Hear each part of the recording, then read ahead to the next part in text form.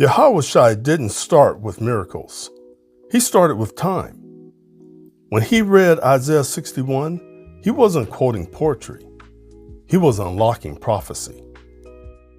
So what are some scriptural witnesses? Well, when we look at scripture, we see something that's very clear. In Genesis 2:1-3,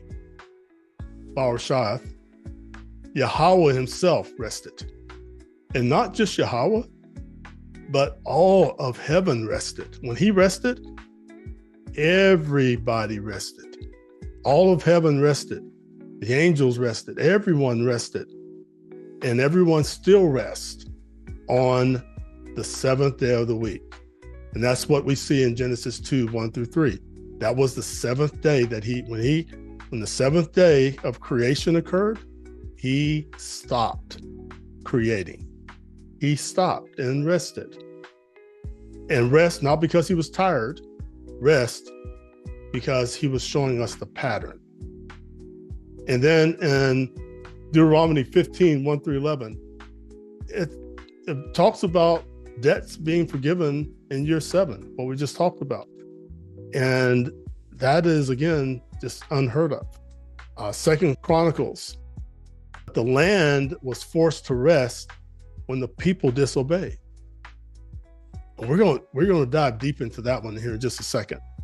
But the land was actually forced to rest when the people disobeyed.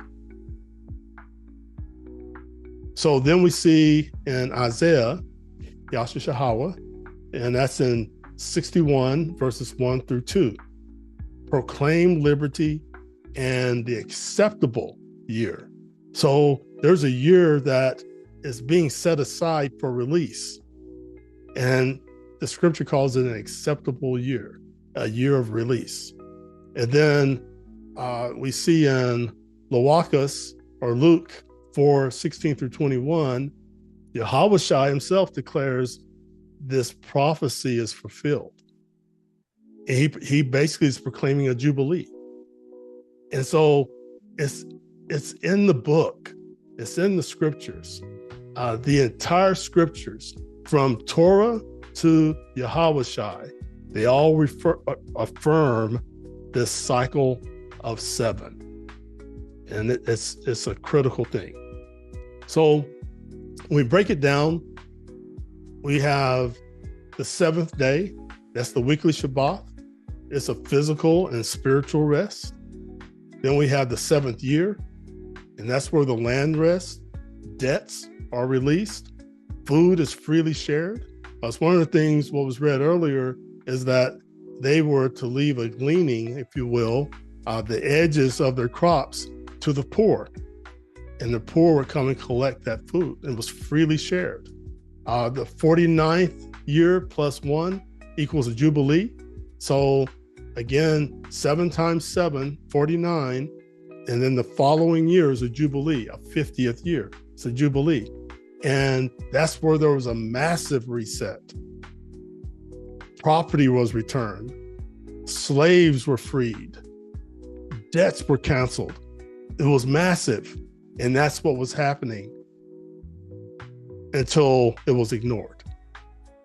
So here's the truth. Time was designed to heal, not enslave.